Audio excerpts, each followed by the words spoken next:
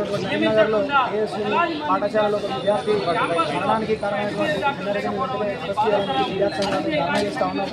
ఈరోజు రాష్ట్రంలో ఇక్కడ కూడా ఏ విద్యార్థి వచ్చినా కూడా ఈరోజు ఎక్కడ కూడా చైర్మన్ వచ్చి కనీసం అక్కడికి వచ్చి పరిశీలించి అసలు న్యాయం విచారణ ఏం జరిగింది ఏం కదా అని పరిశీలించే పరిస్థితి ఏ చైర్మన్ లేదు.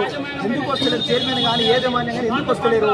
కాబట్టి వీళ్ళ ఖచ్చితంగా వీళ్ళ తప్పు ఉన్నది.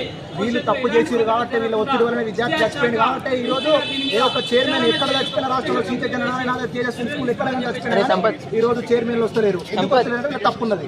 వీళ్ళు ఒత్తిడి చేయడం వల్ల విద్యార్థులు చచ్చిపోతారు. మానసిక ఒత్తిడి, ఫీజు ఒత్తిడి, అదేవిధంగా క్లాసులకు రావాలి, పొద్దున 9 గంటల చదివితే రాత్రి 8 గంటల క్లాసు విద్యార్థుల మానసిక స్థితిని అర్థం చేసుకోకుండా ఈ రోజు వాళ్ళ అనారోగ్యంతో పాటు ఉన్నా కానీ ఈ రోజు ఆలోచించబడి ఈ రోజు ఈ కార్యక్రమాలు చేపడతా ఉన్నారు.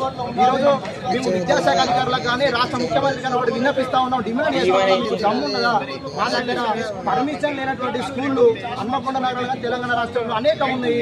ప్రభుత్వ నియమ నిబంధనలు పాటించిన స్కూళ్ళు అనేకం ఉన్నాయి.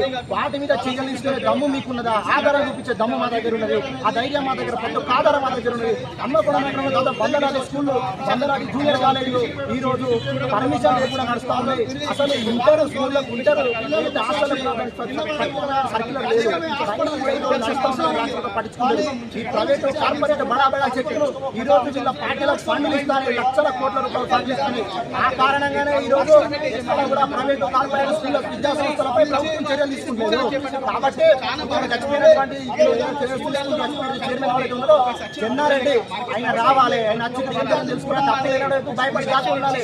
విద్యార్థి సంఘ నాయకులు ఫోన్ చేస్తే ఎక్కడ కూడా పట్టించుకుంటలేడు, కనీసం ఎత్తలేడు. నాకు తెలుసు అని చెప్పి ఫోన్ కట్ చేస్తున్నాడు.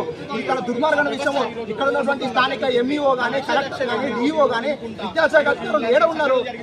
లక్షల రూపాయలు ప్రైవేటు కార్పొరేట్ విద్యా సంస్థలు లక్షం తీసుకుంటా ఈ రోజు ప్రైవేటు కార్పొరేట్ స్కూల్ విద్యా సంస్థలు వత్తాసు పలుకుతారు. మేము అనేక సార్లు వినతి పత్రాలు ఇచ్చినాము కానీ ఎక్కడ కూడా పట్టించుకున్న దాఖలాలు లేవు. నేను ఖచ్చితంగా ఒక 10 స్కూల్లో వినతి పత్రాలు ఇచ్చిన ఏ ఒక్క స్కూల్ చర్యలు తీసుకునేంత వరకు మరి ఏం చెప్తారు? మీకు ఎందుకు మా దగ్గర పన్నులు వసూలు చేసి పేద మధ్య కుటుంబాల తల్లిదండ్రులు పన్నులు వసూలు చేసి మీకు ఇస్తే మీరు జీతాలు పొందుకుంటే ఏసీ రూమ్లో కూర్చుంటారా? కాబట్టి ఖచ్చితంగా జనరేటిపై చర్యలు తీసుకోవాలి. రాష్ట్రంలో ఉన్న ప్రైవేటు కార్పొరేట్ విద్యా సంస్థలు మొత్తం రద్దు చేయాలి, ప్రభుత్వం కాపాడాలని చెప్పాలి. ఈ సందర్భంగా డిమాండ్ చేస్తా ఉన్నాం. నా పేరు Shiva, democratic students association Hanamkonda జిల్లా కన్వీనర్.